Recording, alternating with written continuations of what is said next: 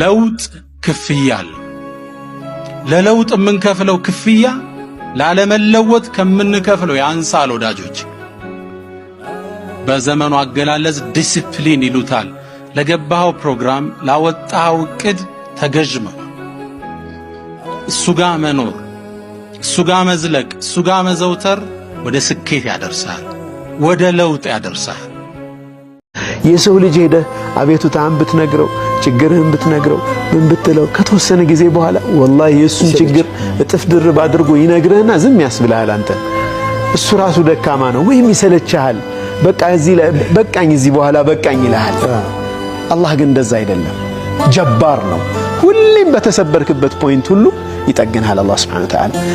አላህ ያለው ጊዜ ይሳካል። ካልተሳካም ለዛኛው አገር አስቀምጦልህ ነው።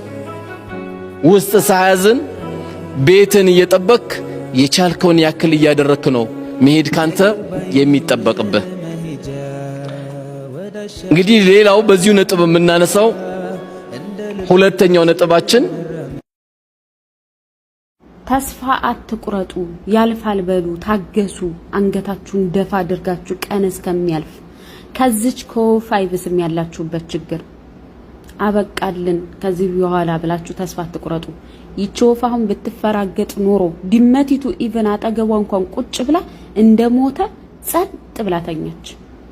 ልክ ድመቲቱ አበቃላት ብላ ስትንቀሳቀስ እሷ ብድግ ብላ በረረች። ታገሱ፣ ያልፋል፣ የማያልፍ ቀን የለም። ከዚች ከወፍ መቼም የከፋ ነገር አያጋጥማችሁ።